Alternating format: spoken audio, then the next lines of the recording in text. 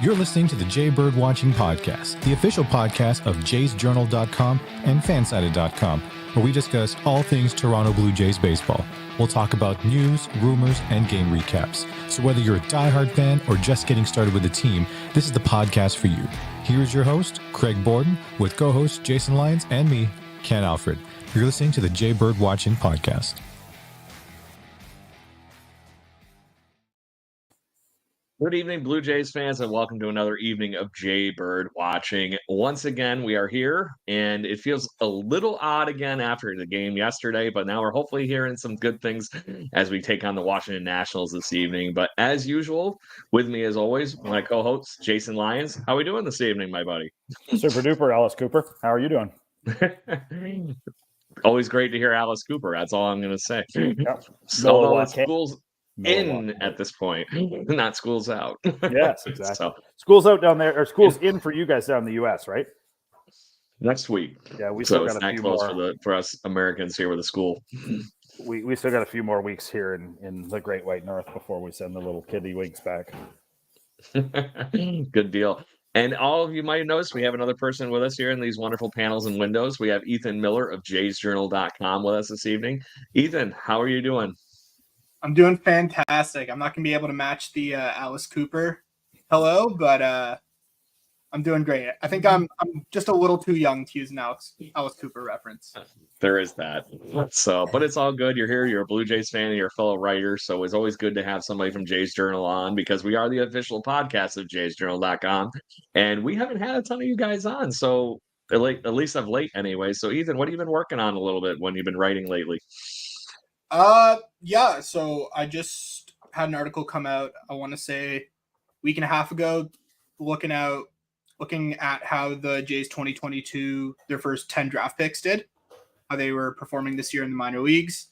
You know, guys like Brandon Barria, Kasevich, and then some surprises like Alan Roden, Mason Fluharty, how they're performing in Class A, Double A, what major league experience might be expected for them.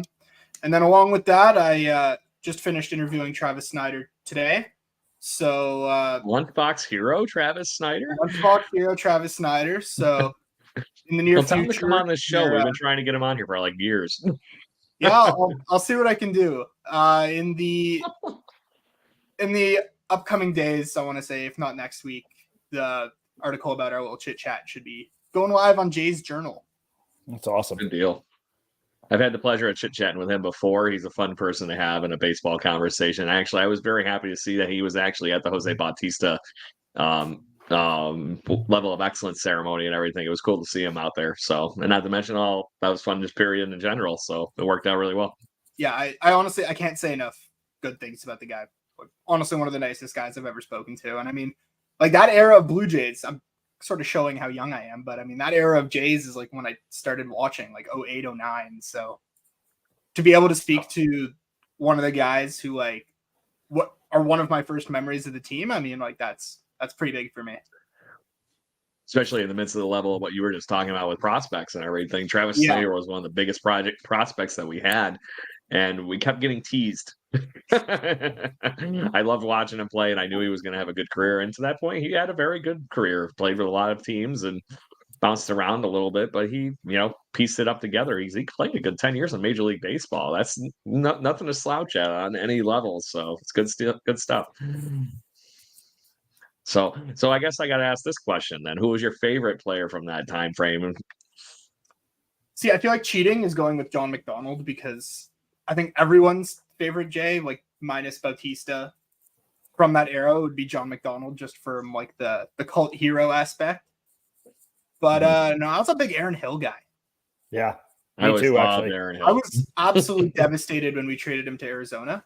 I remember that happening and being like, we're screwed. There goes our second baseman. And then he went and hit through like 2 cycles with the Diamondbacks. Like he went and backed me. I've been preaching his success. I mean, he had so many good years for us, and then he was gone just like that.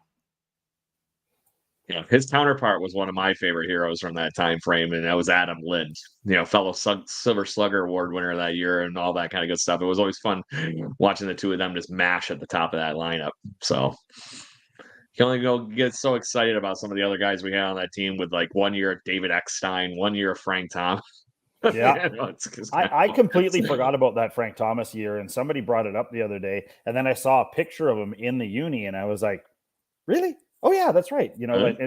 It's interesting when you get some of those weird one-offs, and but that's the cool thing about baseball more than other sports is you see a guy in a uni and you're like, oh, that's right, he did play there, didn't he? Yeah, and then the 500th career home run, I think, was also in the Blue Jays uniform, so that was the big kicker for him right there. So that was very interesting. But there was some fun there at the end of that one with his contract. If he hit another home run or something like that, they were going to have to extend him for another year. It was just all sorts of mayhem with that Frank Thomas at the end there. So, but to that point, that was the years that we were constantly in limbo and in flux and kind of pushing for a playoff spot. I don't know why this sounds eerily familiar to me right now. So stop me if you've heard this before. Yeah, I know, right? So let's dive into it, guys. I don't know how you're feeling over the last week, but I've been one of those ones that I've been extremely confident that things are going to eventually click, things are going to go right. Even my confidence over the last week has been waning, and I'd say the game yesterday with the constant back and forth and the constant coughing it up and against the Cleveland Guardians is the reason I'm a little bit on edge currently, and that's not even talking about the injuries and stuff. So let's talk first about the games that were this past week before we start diving into injuries and whatnot, because that's a whole story on its own. So Ethan, this past week in Blue Jays baseball, how are you feeling right now? Are you up, down, level keel? Yeah, I don't want to be biased from the most recent collapse, but I'm not feeling too hot. I mean, I'm not super thrilled with the way the team is playing, and I feel like that's sort of reverberated by a lot of people watching this team. But it's not consistent offensively. I mean, you have a game where you come out and score 9 runs. You have a game where you come out and score 7 runs, and then you'll have another game where they end up with 3 hits. Like, I want 3 games in a row of 4+ runs, and then maybe I'll be content. And you're definitely hitting the nail on the head right there. Yeah. Go ahead, Jason. I think that one of the big things is we haven't seen the Jays have a run this year. Like, what's their longest winning streak of the year? 5, 6, maybe? Have they even done that? 5 ballpark.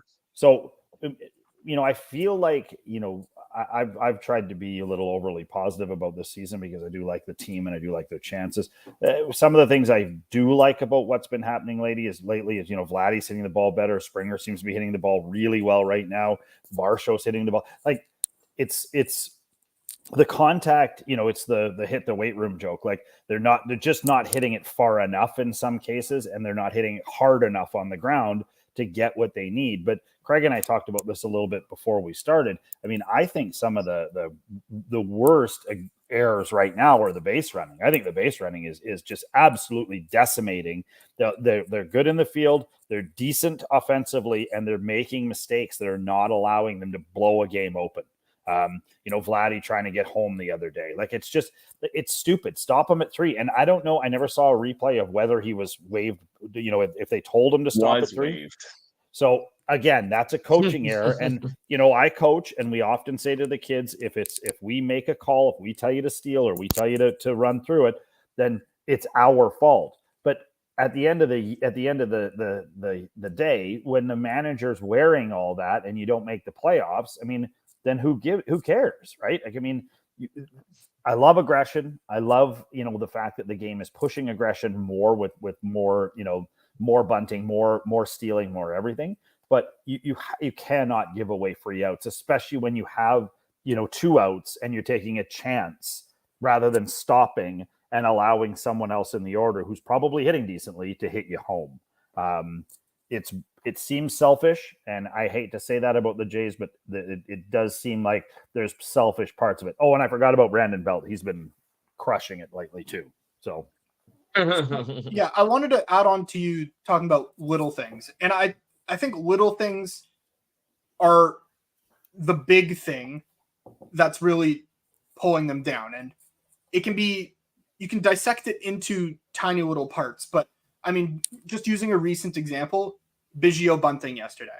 If Biggio bunts that down the third baseline, you have a runner on third. As a guy who coaches baseball, when you square that early and Ramirez is that far down the first baseline, the easiest thing to do is put it over his head. Square, come back and give it a little half a swing. I mean, he's feeding you down the middle. He's not going to try and get that ball past you. They want you to bunt it. They want you to bunt it hard to one of them so they can get the out. He fell right into it. And how many times has Biggio bunted as a major leaguer? 4? But the thing is, I was his fourth video a couple of years ago. Biggio bunted for a double. If you remember when they had the extreme shifts on, you'd have one guy on the left side of the infield. There's video of them playing that super shift on Biggio, and he bunts it over the shortstop's head and gets it to second. So he can bunt it to left field. He can bunt it to the left side of the infield. He's proven that he can do it before. It's those little things. If he bunts it at all, anywhere on the left side of the infield, so long as the catcher can't get it and throw out Jansen at third, he's advanced the runner and he's done his job. But he bunted it to the right side, right at their first baseman, who's got a great arm because he's an outfielder. Yes. It's a little thing that if you fix it, you're in a much better position than what you were. 100%. I mean, that goes hand in hand with the base running, right? It's such little things. It's sending a guy for an extra base. It's running home when you don't have to. It's the complete, utter inability to hit a sac fly. It's just these tiny, tiny little things that seem like they can be changed. But, I mean, we're nearing September, and they haven't changed. Yeah. And so I hate to be like doomer, the glass is completely empty, but now I will say this. I will say this. The schedule that is coming up is ripe for an 8 or 9 game. Like, I mean, they could really put a good solid number up if they can remove their heads from their butts and, you know, and play some baseball. Starts tonight. It's bad that, you know, it's bad that Bo's hurt. It's bad that Chapman's hurt. And I know we're going to talk about that in a bit, but I feel like with some of these things, and I think that Schneider is part of sort of this, you know, we're going to go down fighting mentality of these guys that they're bringing up from Buffalo. And I feel like, you know, as bad as things have sort of been lately with the silly losses, I feel like if they can put 5 or 6 together and, you know, they can get a good game from, you know, Ernie Clement, or they can get a good game from another good game from Schneider, or like Schneider, the manager, was saying, you know, Schneider might be cementing himself into the lineup where he can't be taken out. And I mean, I'm okay with that. He plays. He's a great second baseman. You can put him in the outfield if you feel like. He can play 3. He's kind of Whit Merrifield, just a little different. And don't throw that kid a freaking high fastball. Holy shit! No, Jesus. Right. He's turned around every one of his home runs. It's been right about there. It feels like, and it cranks it. Yeah. So, but I mean, I think this is going to be a real telltale. I mean, Craig and I, you know, Ethan, about a month ago, we were talking about sort of this stretch and how important this stretch is. You know, you can fart around a little bit. And as you're looking around the majors right now, I mean, really the only really hot team is Seattle. Everyone else seems to be taking the whole month off. Like, it's been garbage baseball for the best teams. And even the teams that were really pushing, they're struggling significantly, other than Seattle. Seattle's on fire right now. But Seattle's point, the Texas Rangers are no longer the division winner. No, they've been one for their last 10. Seattle's 2 injuries away from dropping out of the race.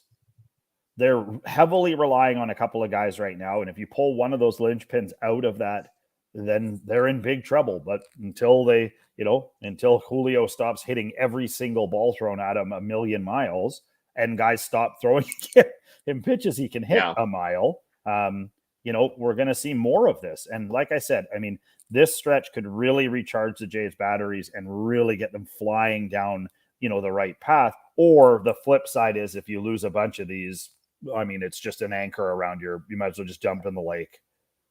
So the 8 teams that are really in the hunt, let me just put this whole thing out, and this is including the division leaders currently. The Baltimore Orioles are 7-3 over their last 10 games. The Mariners are only lost once. Yep. The Minnesota Twins are exactly 500 for the last 10 days. The Tampa Bay Rays are 8-2. The Texas Rangers are 1-9, like I mentioned, and the Houston Astros are 4-6, just like we have been. The problem is the Boston Red Sox were 6-4, and they're nipping at our heels, 2 games back from us. So, guys, that's your playoff race. Because after that, I'm sorry to say the Los Angeles Angels are 63-68 and not even have 500 record at this point. It only gets worse from there, which makes me happy that the Yankees are the next team being here in New York. It makes me a little happy. So there's a silver lining. At least I can say I'm better than you this year. Lots can. So, yeah, exactly. But to that point, go ahead. I was just saying both New York teams aren't doing so hot right now. The Mets are a dumpster fire of what the hell did you plan this year and how did you get here? So, but to that point, even that brings up an interesting point. The Blue Jays are honestly one of the higher paid teams in baseball this year, being over the actual luxury tax at the moment. If we don't make the playoffs, what the hell is this good team going to look like going into the offseason? It's going to be very, very interesting.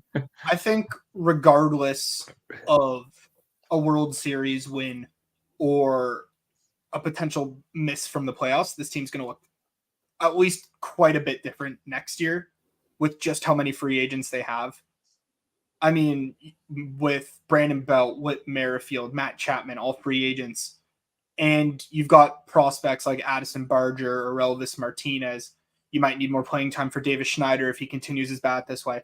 There's just too many infielders and not enough infield positions, quite frankly. I mean, first base is going to be occupied by Vlad. First base and DH because he's going to need to DH some games.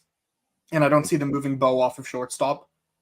And with as many prospects as you have and with how great they've played this year, I think Elvis Martinez and Addison Barger are competing for the starting third base gig next year.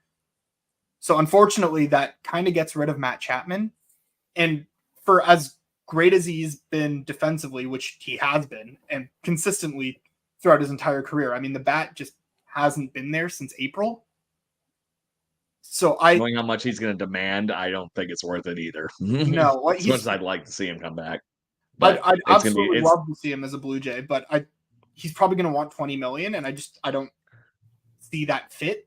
Yeah, it's the Marcus Semien equation all over again. One-year deal.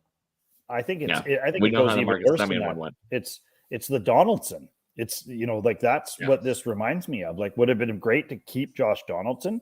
Yeah, it would have. I mean, I really like Josh Donaldson, and I thought he was an excellent third baseman, but he's going to demand so much money. And then we saw a big drop off from Donaldson, and I mean, he's had flashes, but it's never come back to where it was even close. Yeah. And now it's way off. To pay him. Yeah, and they're still paying him a king's ransom. And I mean, good on New York. That's the Yankees' problem.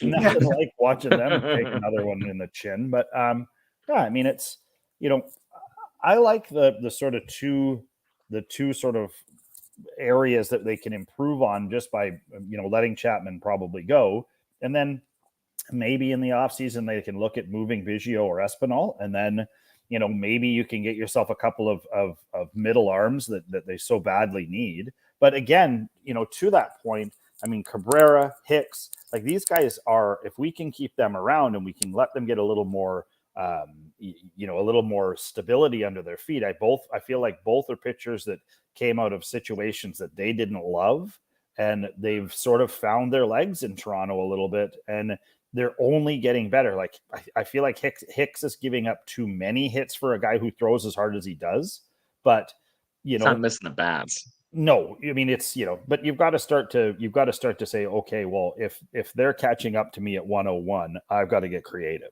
Right. So, but it'll come. I mean, again, I really feel like there's a storm coming from the Jays, and I feel like they're going to really start to drag some teams out into center field and beat them old Yeller style.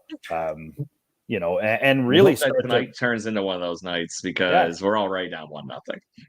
Well, that's fantastic. There you go. It's on. Yeah, So it's weird. It's we got almost beat like, by the one. We got beat by the one guy so far that actually can hit so far outside of Lane Thomas, and that's Joey Meneses. The guy's a freaking stud. I got to see him last year here playing for the Rochester Red Wings, and holy shnikes, that kid's gonna be something special playing for the Nationals. But he's the only one that can hit right now. He's not got even an really a RBI kid. already tonight. he's not even really a kid. He's No, he's almost not. 30, I think. He just had a long finally put it together. Yeah, he's destroyed. He was incredible for them down the stretch last year. And, I mean, Washington as a team is playing pretty well lately. I mean, the Jays picked the absolute worst time to play them. Like, Washington's Sounds been like our luck. snoozing. Yeah, I mean, Washington's been snoozing all season, and like ever since the deadline, I mean, they've completely done a 180. Like, they're fighting to pass a couple of these teams in the NL that have already given up on their year. And I mean, like haven't they won 6 of their last 8 or something? Yeah, no, it's wild. And I mean, they're doing it with, like you said, you mentioned one household name in Lane Thomas. Like, they're doing it with guys that you don't really think of as. And that's only a household name in his house. Or Blue Jays fans traded to be, or guys that got traded as Blue Jays a million years ago. Yeah. Yeah. He used to play for us. I remember when I was starting my articles and writing with Jays Journal in 2014, 2015, he was one of the prospects that I was talking about. So got great bat. That was one of the guys I wanted the Jays to look after at the deadline, because you look at Lane Thomas's splits and his average against lefties is absurd. Like, it's ridiculous just how much better he hits lefties than righties. And that's the one thing I wanted the Jays to address at the deadline. And they didn't. But that's that is different. Past. And I feel like that rant has already happened far too many times. 346 against lefties, 256 against righties. Yeah. I knew it was off, but I didn't think it was 100 points. Yeah. You know who's also up there against lefties is Gabriel Moreno. There's another guy. He's also hitting absurdly against lefties. Yep. And looking like a major leaguer. So there's that whole thing too that makes it burn just a little bit more. Well, I was Ethan. I was in Arizona for spring training this year, so I got to watch him really closely. We went and watched 2 games, and that guy's a baseball player. that guy oozes baseball as he's walking around. He caught a guy. He caught a game through 2 guys out and 2 home runs in the game we watched, and the one was a moonshot. And everyone I was with was like, "This is the guy that the Jays gave up for Varsho." And I was like, Well, just to be this person, they were all butthurt in Arizona about losing Varsho yeah, too. I know. So it was a very likely similar scenario. But so anyways, I want to just talk that we obviously over the last week we played the Baltimore Orioles as well. Guys, that really hurt. It really did. I was hoping that they were going to be able to pull out a few of those games, and they couldn't even keep their feet underneath them. They, won the first game looking like we had everything under control. We're in business. Things are good, right? Then get completely blasted the next game with getting blanked and putting up a 7 spot for the Orioles, and then having a very odd 3-5 loss. So it looked like we're going to maybe make a comeback in that one, but they didn't quite get feet. So as a team, we're going to have to go through. I know that was the last series. I think we play them for the rest of the season. But at the end of the day, that's a team. If we're going to be playoff contenders, we're going to probably more than likely with a wild card, situation have to go through the best team's record right now in the American League. Yeah. How you feeling? Because that whole thing says rough to me. Games like that against Baltimore are ones where if the Jays were to win, it would be a 2023 Blue Jays 3-1 win. And Baltimore is such a good hitting team that it kind of seemed unlikely. I mean, the 7-0 loss is really a microcosm of the season, if you look at it, right? I mean, the Jays almost every game are going to outpitch the opponents. I mean, their starting pitching is just that good. But it gets to a point where you have to score runs because you can't win a game 0-0. No. So the second Baltimore scored 4 runs in that game, I'm like, okay, now we got to move on to the next one because, again, this was before Bautista. Boom. This is before Bautista got hurt, and Baltimore's back end of the bullpen, Cano and Bautista, was absolutely absurd. Yeah. And even if one of them struggles, they'd bring in the other one. Jason, why do I feel like you have breaking news? Because you're looking at the TV across the room. Springer stole second. Oh, okay. Only having one monitor anymore, and it's even though it's a 43-inch monitor, I don't have I'm set game up in feed a bad on. He's spot. Feeding the audio. My big giant TV's right there, so I have to keep putting my head close. It looks like I'm trying to listen to the computer. I'm not, everyone. I'm just I got the MLB game day thing on. That's the only thing I got on right now. I just turned it on. So, yep. But as it is, I agree with you, Ethan, that the pitching right now has been on fire. And I wanted to see, I saw some crazy stat that since the All-Star game, the Blue Jays have the 3rd best pitching rotation in baseball. Yeah, it was something crazy like that. Me either. And that's mostly because Hyunjin Ryu is Ben Hyunjin Ryu. Mm-hmm. You know what I mean? This is the guy we paid for how many years ago that we all of a sudden seem to be getting in full force. It's very interesting. Yeah, and talking about starting pitching and not scoring, I mean, Kevin Gausman's got the lowest run support in the entirety of MLB. Yeah. Worse than Oakland Athletic pitchers. I want to put that out there. Oakland Athletic pitchers are getting more run support than Kevin Gausman. I don't know what he did to piss off the hitters. It was clearly unintentional. Or the baseball gods, for that matter. Yeah, I mean, it's the same with Kikuchi. Kikuchi's had maybe 3 or 4 really, really good starts. And it's either Schneider pulls them too early or the bullpen blows it or we don't score any runs. It's only Kikuchi starts. Yeah, it's true. You're dead on. Yesterday. Dead on. Yeah. Both Gausman and Kikuchi have deserved a lot better results a lot of times. And it's hard. It's, I often look at this team and just wonder, like you said, why can't somebody hit a sac fly?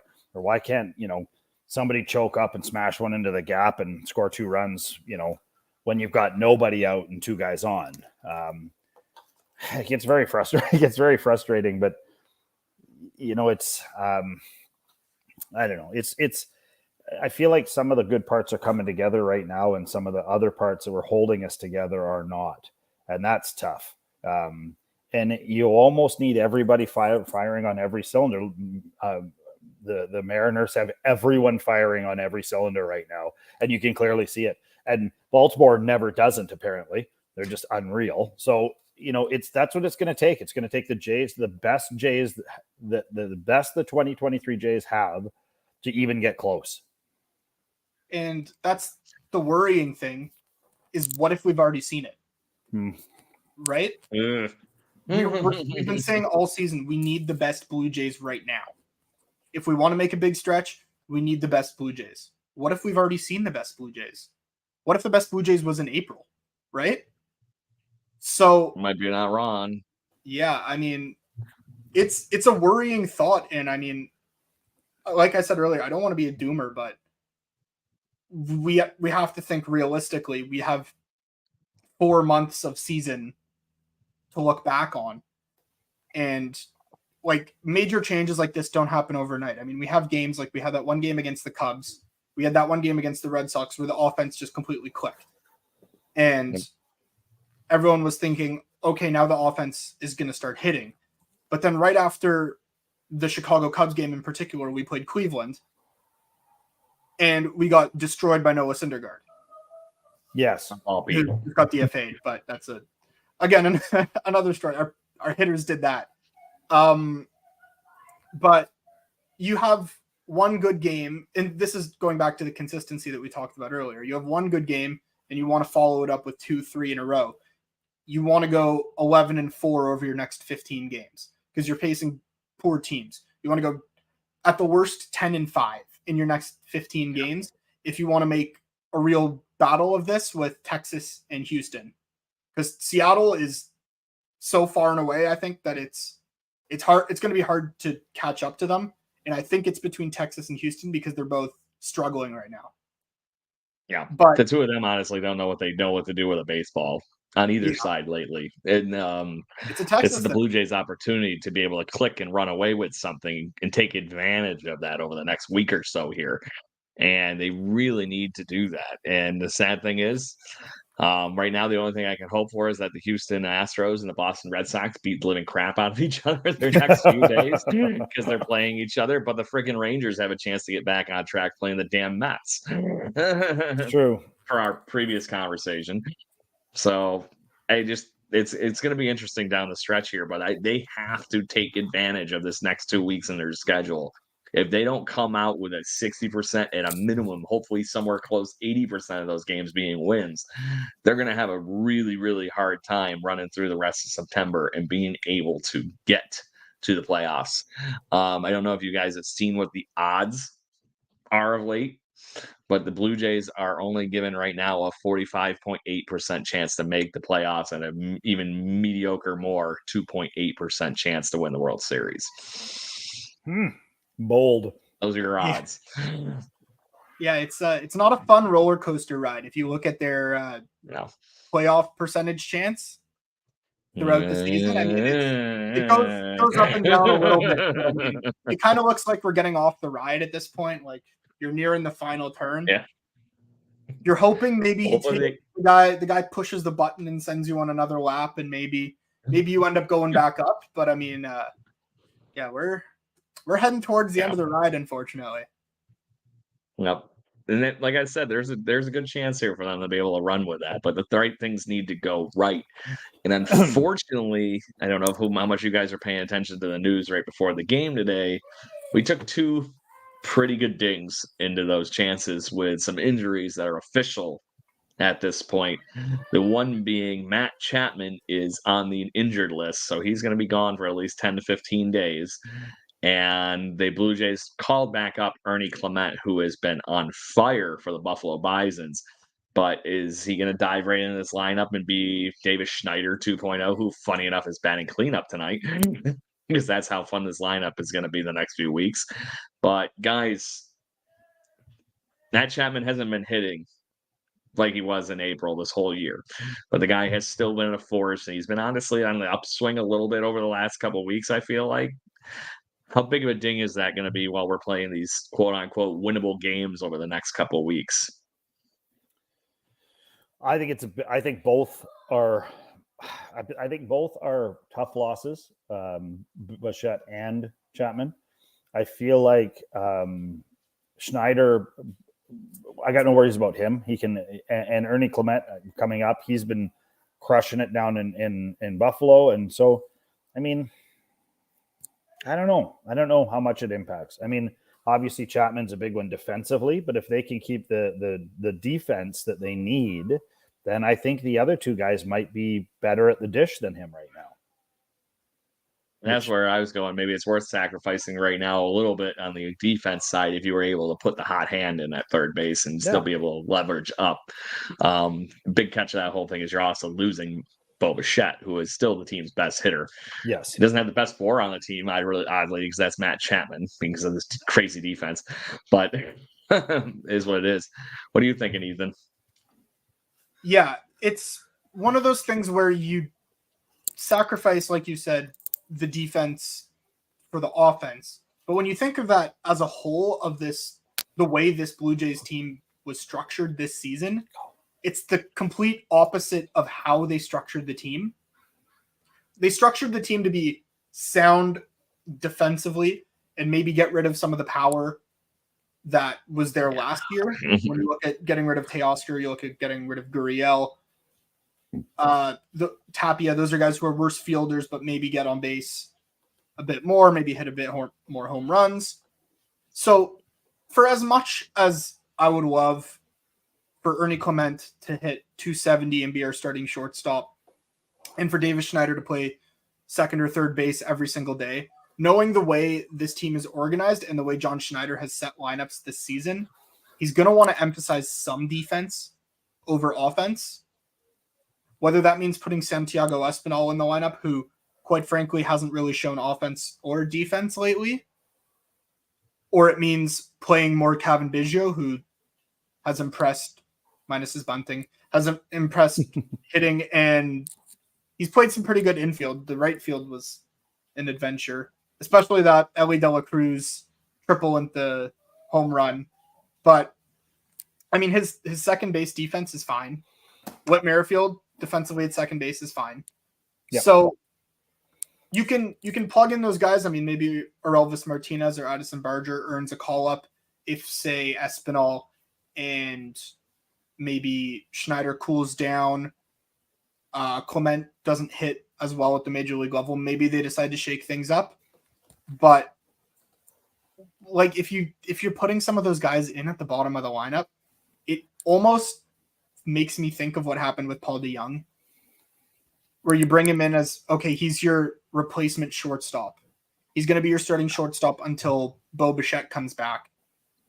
And I mean, nothing against the guy, but he performed so poorly in that time that the Jays decided to DFA him when Bo came back. So, well, that was probably because Schneider actually was playing as well as he was. You didn't want to send him down. You needed a spot, right? Exactly. And then he didn't play for like 9 days. But yeah, there was weird things. I didn't say they were perfect. Yeah. But again, it's one of those things where as much as you want to replace defense with offense, and I think people have wanted that all season. I mean, that's why the rumors were about them trying to get Teoscar back at the deadline. I mean, there's the power that you've been missing all season.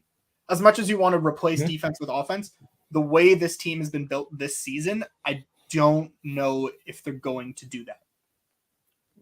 Yeah, it's so tough. It's such a fine line, and I think what we've seen in the past, like when the Rays were so dominant. I mean, they were just so athletic, and I feel like at the start of the year, I felt like this Jays team was a little more athletic than we were giving it credit for, and that athleticism now has just sort of petered off into, sure, they're okay athletes now, but they're not doing the things that make you a baseball team. And I hearken back to at least Vladdy's hitting the ball now. But then, just in the first inning here, the Jays get 2 runners on. They get a runner at second and third. And rather than Varsho trying to slash one where he like that's what you should be trying to do, he hits a can of corn to left. And it's like at some point you have to realize that those 2 runs are scoreable, and you need to choke up on the bat and smash it into play. Even if you get out, a ground ball out or just, something that a guy has to dive at is better than hitting a can of corn that the guy could sit under, make a sandwich, catch, and then move on. So I will take this. At least he actually put the ball in play and didn't strike out. So yeah, he doesn't strike out as much. I don't think in those high leverage situations. I'm talking in general. Yeah. I think in those situations, that's been the thing that's been the most heartbreaking, I think. Yeah, I think the weak flyout is his forte in those situations. That sucks so bad to say out loud. Yeah, I know, right? It's not a very nice thing to say, but it's like at least with a weak flyout with a runner on third, maybe there's a chance the outfielder makes a bad throw, right? There's a chance he throws it over the catcher's head. Maybe it bounces off the catcher and rolls away, and you can score a run, right? When you strike out or hit into Jason a double and I play, talk on this show very much about the fact that you're missing the days where you had guys like Tony Gwynn that just put the damn ball in play. There was a season that Tony Gwynn only struck out barely double digits. Yeah. It's insane. Nobody will do that ever again in the way we play baseball these days. You don't put the ball in play, nothing happens, to your point. Yeah, the closest thing to him is Luis Arraez. Correct. And no one else is even close. Like it's ridiculous how so many guys don't care about hitting 320. They care about hitting 30 home runs, right?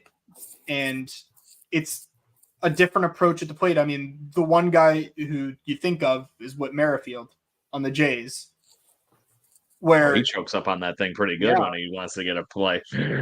While he does have 11 home runs, I mean, they call him two-hit Whit for a reason. I mean, he gets on base at a very high level, albeit not walking very often, but he's so good at putting the ball in play and generating contact, that Yes.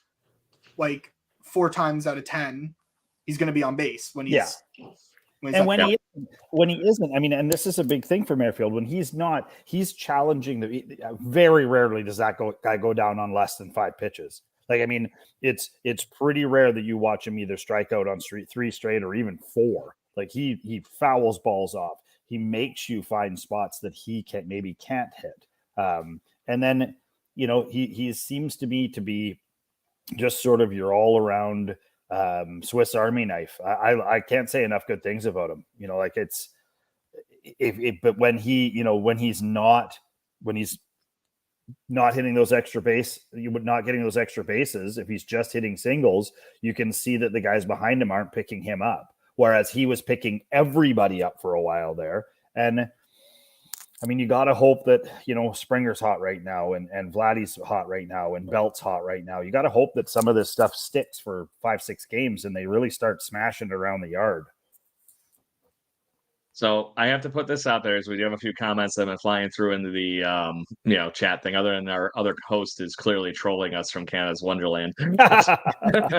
So in the fun that we've been talking about tonight with what's going on tonight, Jeff Fisher is completely all over the idea that we need to get the bats going a little bit to do some things right now, and Kevin Gausman needs some freaking run support. So we're hoping that we get all these kind of things going, Jeff, and we're going to make things a little bit better. Hopefully, if it's Blue Jays fans, or if they can get some runs for KG on the mound tonight. Is Jeff Fisher still coaching in the NFL? Congratulations on all your success in the NFL there, Jeff. Way to go, buddy. Awesome. So, and then, like I said, I think our host is trolling us from afar, and just to say Kelly Gruber. Yeah. Anytime you can make us say Kelly Gruber. So go on the Dragon's Lair again, Kenny. Yeah, there you go. That's a good spot. But anyways, I want to mention something because because we did get Ernie Clement coming back up, and I just think it's funny that in the men's we did get Ernie Clement for the clear fact that he can play a bunch of positions. And I honestly wonder how much that speaks to the confidence in the Blue Jays of putting Santiago Espinal and Cavan Biggio out on the field when you bring somebody like Ernie Clement and then just throw him right into the lineup like they did tonight. And then it makes me wonder, do you stop there? And why wouldn't you stop there when I show you, or why would you only stop there when I share this screen with you once I finally click the right damn buttons? He's trying. This is when we tap dance, Ethan. Yeah, this is do when a soft shoe or you get different. Get something going so no one's looking. Oh, there we go. There we go. There we go. So this is the Buffalo Bison's stat sheet for the last 30 days. Does anybody knows a big name that's hitting a lot of home runs and RBIs right at the top of this list? This guy right here, Spencer Horwitz. Oh, yeah. I remember. That is slightly insane. And to that point, I'm perfectly happy with the fact that if you put Davis Schneider in the lineup at third or second, keep using Ernie Clement. And I'm honestly wondering, I know Cavan doesn't have any options left, but I'm pretty sure Santiago Espinal does. Maybe it's time just to grab the hot hand for the next 2 days or a few weeks, seeing they're going to be playing more or less minor league level teams between the Oakland A's and some of these guys over the next few weeks. What would be so problematic about having somebody like Spencer Horwitz and get hot over the next few weeks? He hit another home run last night. So, and he destroyed the home run that he hit too. So what do you guys think? I feel like there's some good names. Yeah, and I feel like, this is the recipe that Baltimore used.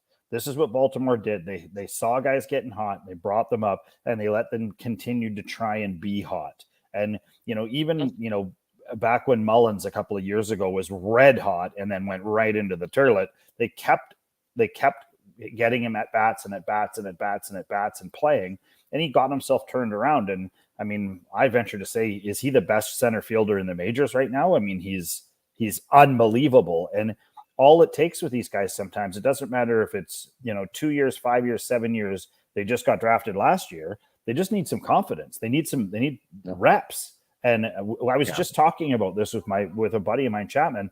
His son is accelerating right now at a very high level for baseball, and it's reps. He's out there pushing it. He's working hard. He's hitting when he can hit. He's fielding when he can hit. And I mean, you definitely see a difference between a guy doing that, or you bring a guy up and you let him sit on your bench for 3 weeks and then he goes back down. And you're like, oh, that was an interesting exercise in nothing.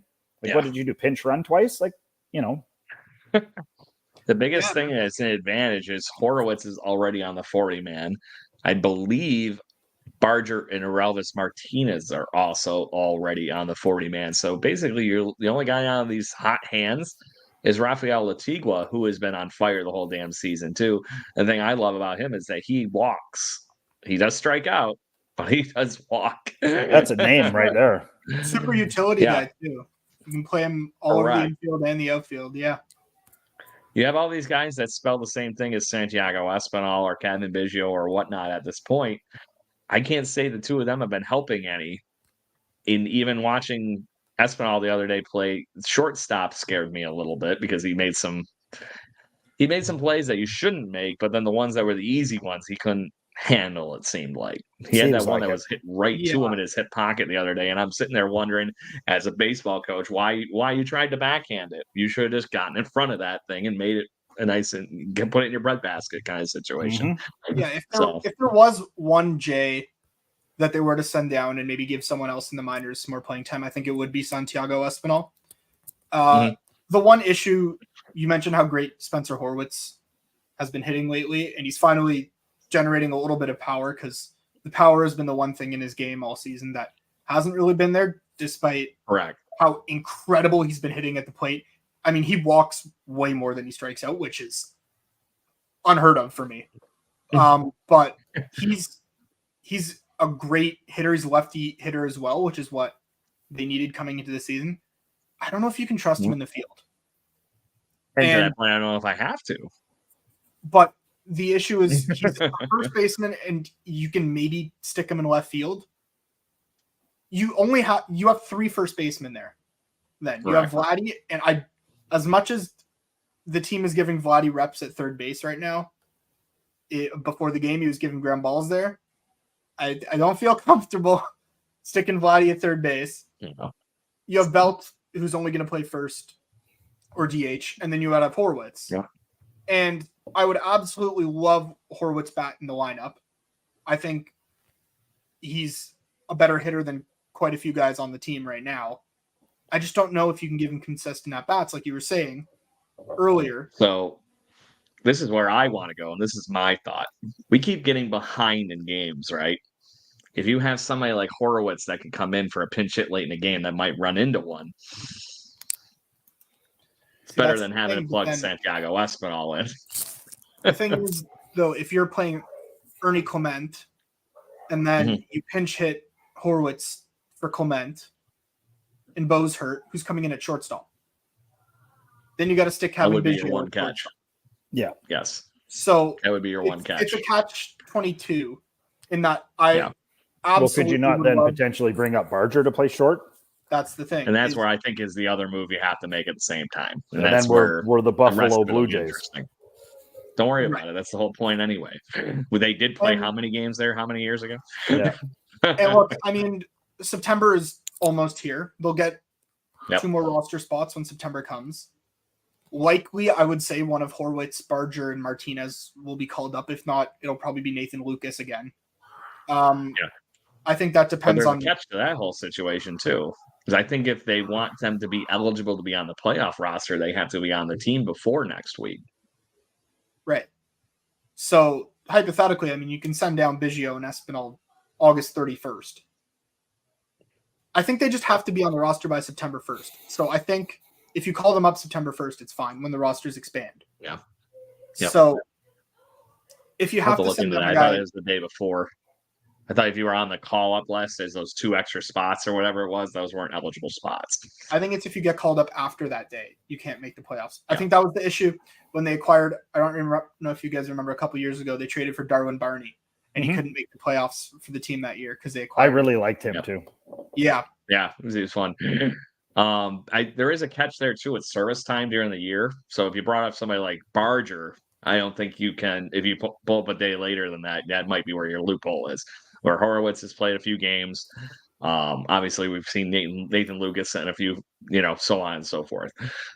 Obviously, Davis Schneider is available because, if he's on this team and he stays on the team, he's played enough too. So it's that kind of thing. Same thing with Ernie Clement's gotten in a handful of games. So something in the midst of that too. I can't remember the concoction that it is, but it'll be interesting to see. I think they do need that catalyst offensively, one way or the other.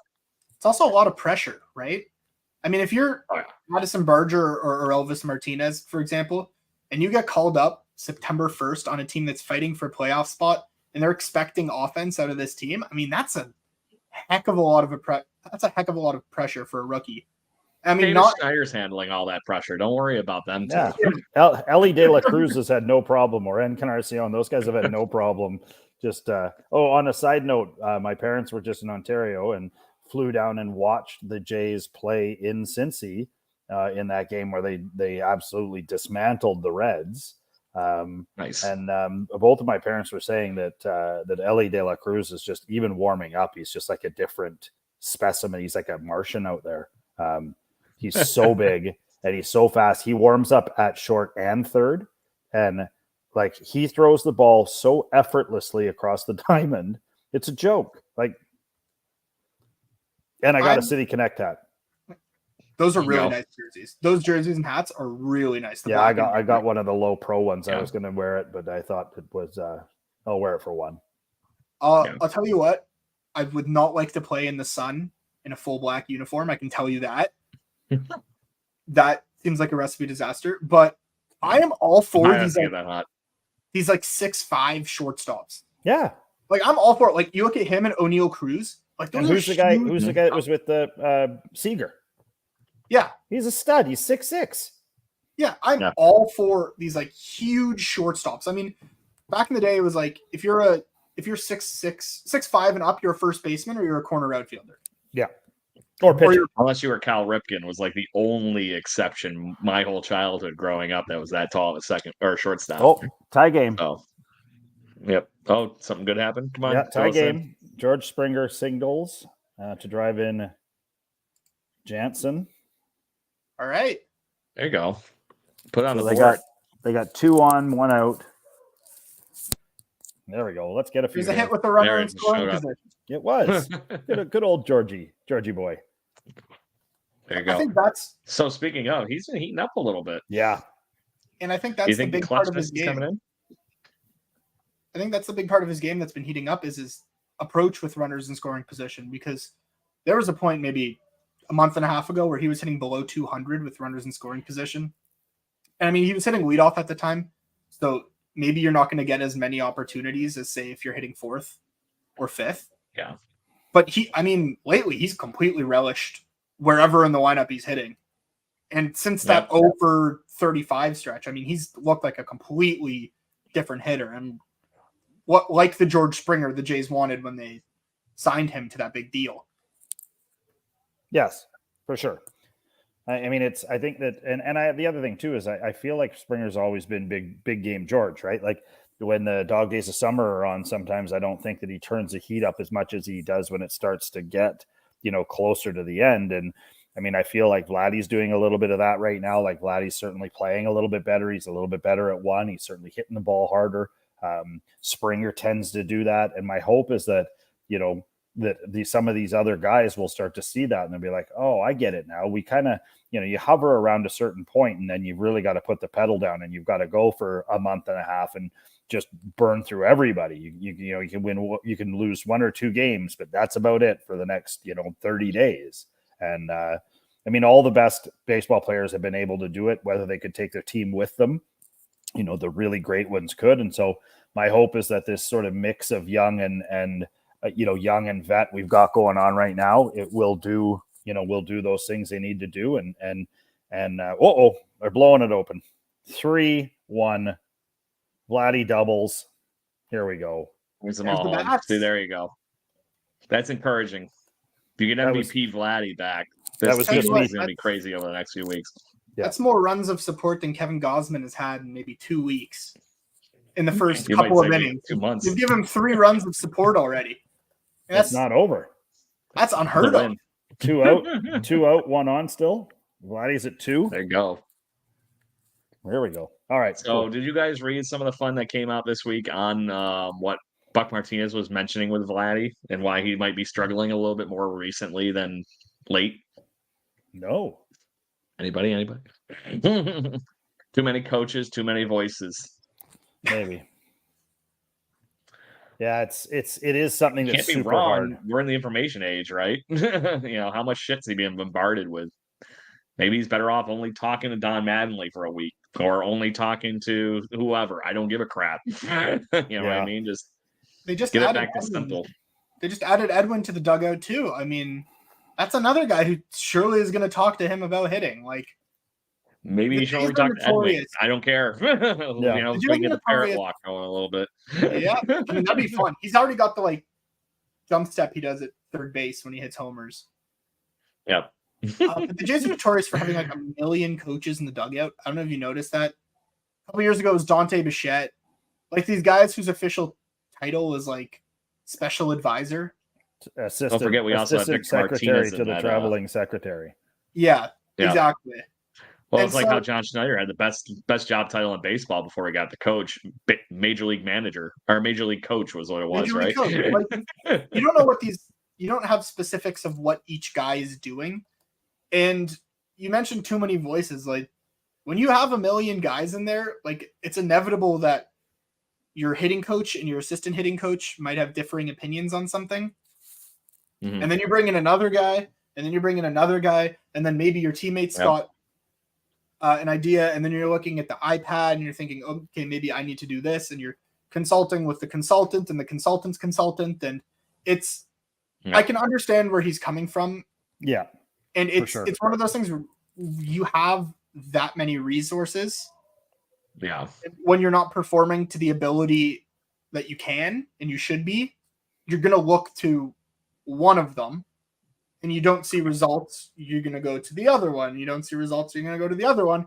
And then those three Or people eventually are all gets gonna, in here, to your point, Ethan. If you got, it's like, whose voice is he hearing here? I have a strange feeling it's not his. no. You know what I mean? So that's where the fun comes in. And to that point, I can't say that there's not smoke to that fire. I do think that sometimes as an engineer by day, sometimes you just got to follow the KISS principle. Keep it simple, stupid, right? You can't follow anything else. But on that note, you got the flip side of that. It's a guy that had probably none of these coaches talking to him, who is off to a major, or at least a Blue Jays record at this point. And David Schneider is batting cleanup tonight. He just hit a home run, but foul. Nah, Crushed it. Say it's he's in his second bat, but he walked his first at bat. I had it in front of me. First of the major league games, he's in 11 games so far, batting .432, 5 home runs, 8 extra base hits total, 11 RBIs, 9 runs, and 8 freaking walks. Or 6 walks. Isn't it exactly the same as his name just escaped me. He was a Jays draft. That was Carlos Delgado. Delgado, thank you. The most racist person. Yeah. He's now eclipsed Delgado in as many games. Delgado had 4 home runs. He got it on the ground, scored Vladdy. All right. There you go. So we got another RBI. 4-1. Chalk it up. On behalf of all guys with glasses, it really does me proud to see him and Danny Jansen out there every day. And I mean, I'm a little taller than David Schneider, but November when that comes around and the beard is gone and it's just the mustache, I think I might just shave it October 31st, David Schneider Halloween costume. Yep. Just into November. There you go. There it is. Back to the Cincinnati story. My parents were on the flight from Toronto down to Cincy, and Danny Jansen was sitting in front of them on the plane with his wife and daughter. And she's like, "Where do I recognize that guy with his weird glasses?" And it finally dawned on her, that it was him. So I guess they fly commercially with their families if they're on the IL, if they want to. Yeah. There you go. Yeah, I mean, makes sense. Brings me back to Brett Cecil. I mean, that was the first one I saw where he had glasses on, and I'm like, didn't Tom Hankey wear glasses? If he can make the Terminator wore glasses, but it's not his age group. Yeah, we might be going past your age group there. I brought up Tom That's Hankey. the first I can remember. Yeah. No, but there's been some great glasses with Blue Jays in years. Yeah, Grant didn't Garth Orge wear some really weird like racquetball glasses? They were like the ones that wrapped around with a strap back here that you'd somebody. And, a couple years ago, Eric Rand Sogard. Smoleniks. Yeah, Sogard. Eric Yeah. Sogard just wore regular glasses, like not even goggles or anything. He wore like Ray-Ban with clear lenses. He like said the goggle things messed him up. They didn't have the same lenses in them. They were like safety glasses, so they had no anti-glare or anything. And he said he couldn't see the baseball with them. That's why he was wearing the regular ones. I was wearing regular glasses. If I had those goggles, who knows? Yeah. So the Blue Jays put up a crooked number in the second, 4 runs before the inning breaks out. So that's fun. It's intriguing. That's a fun way to end the show because I wanted to last minute talk the lineup tonight because this might be the lineup, guys, we see for the foreseeable future here before we end with our picks to click here for the next week in Blue Jays baseball. This lineup tonight is Springer, Belt, Vladdy, Schneider, Merrifield, Varsho, Jansen, Clement, and Kiermaier. So, and that's with Clement playing short. Yeah. I honestly don't have a problem with this.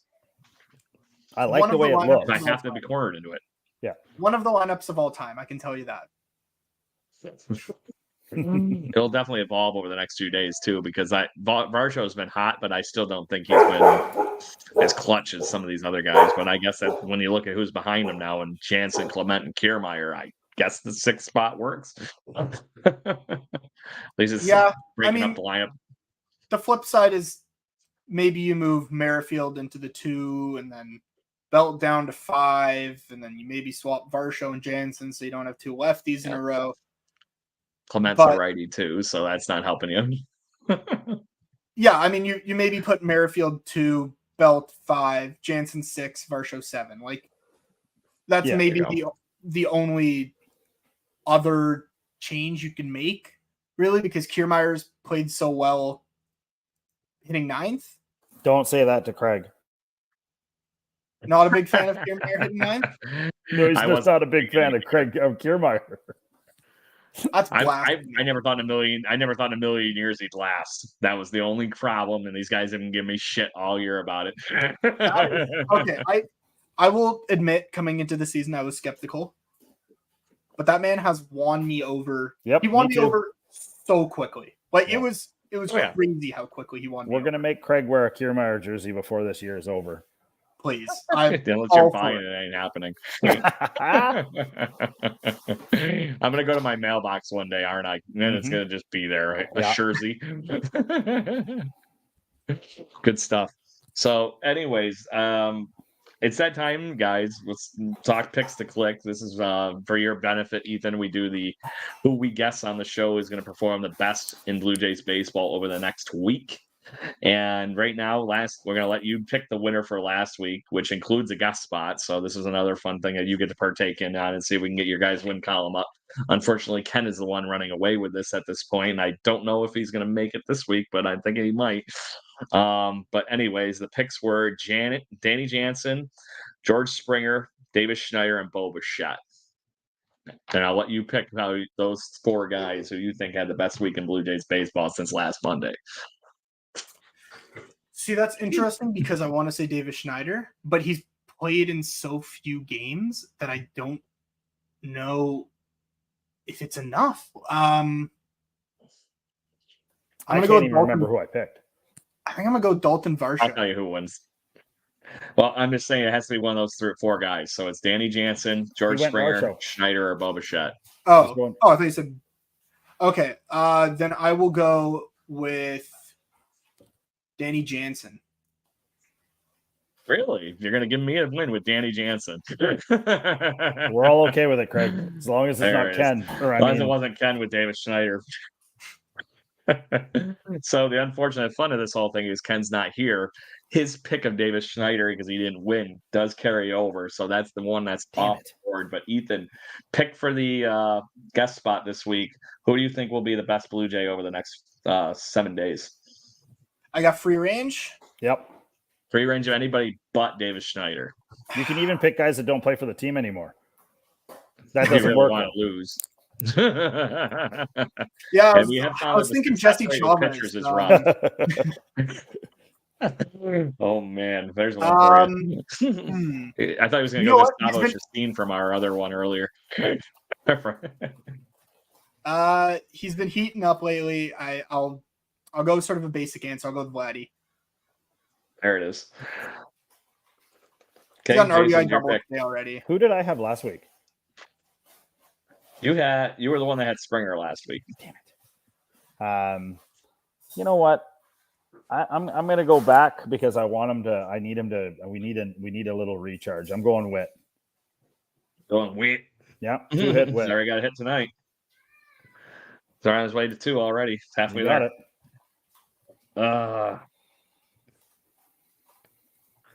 You know what? I think I'm going to go ballsy. I'm going to say that Ernie Clement's going to freaking show what he can actually do this week. That was my other one. Play some good yeah, you know what? We went 3 for 3 because I was thinking the exact same thing. Yeah, I just had the benefit of watching Ernie Clement too much here in Buffalo for him not to have some kind of a contribution this week. I'm putting my money where my mouth is and going with my Rochester native here in Ernie Clement. There you go. So, anyways, we're to this point of the show, Ethan, as we wrap up. This is your shameless self-promoting bit. You can talk about anything you would like. This is all about you and where the Blue Jays fans can find your work. All right. You can find me on Twitter, or I guess X, at Ethan_Miller27. You can find my articles on Jay's Journal. My name's Ethan Miller, so you can find there. If you like the sound of my voice, I am the public address announcer for York University's hockey teams. You can find those on OUA.tv. You can listen to those games. Along with that, I am also the public address announcer for Toronto FC2. So the minor league equivalent of MLS. You can find those games. They are streaming on MLS Next Pro on Apple TV. You might not be able to hear my voice that much because I'm the PA announcer, but one can only hope for 8 yellow cards. Yeah, one can only hope for 8 yellow cards, 10 goals, and a whole bunch of substitutions. Yeah, there you go. Maybe you can hear my voice. You can also come to the games at York Lions Stadium if you're located in the greater Toronto area. Perfect. Anything else topic-wise you'd like to talk out, fellas, before we do our normal sign-off of 2 claps and a Ric Flair? No? Good to go? Nothing really, I don't think. All right, Blue Jays. All right, Blue Jays fans. Well, make sure you put your rally caps on or whatever you need to do to help us get to the voodoo right for the rest of the season here, especially against the teams we're playing over the next few weeks. And make sure you join us here every Monday evening and chime in. We had plenty of you chatting with us this evening, and we're very happy to see a few good comments that we can put up on the board this evening. Make sure you join us so we can include that during our live recording every Monday night at 7 o'clock Eastern Standard Time. And if you missed us during those live shows, make sure you listen in on jaysjournal.com. You can literally hit the podcast button at the top of the website. Brings you to our stuff. And along with the addition of the fact that we're pretty much anywhere you can get your podcasting pleasures from, whether it's Apple, Spotify, any of those good places, we are there, including YouTube too. So that's the end of the show, boys. So count of 3, 2 claps and a Ric Flair. 1, 2, 3. Woo! Let's go, Blue Jays. And I lost the button. Thank you for listening to the Jay Bird Watching Podcast. Please follow us on Facebook, Instagram, Twitter, Twitch at BirdwatchingGC, and our YouTube channel.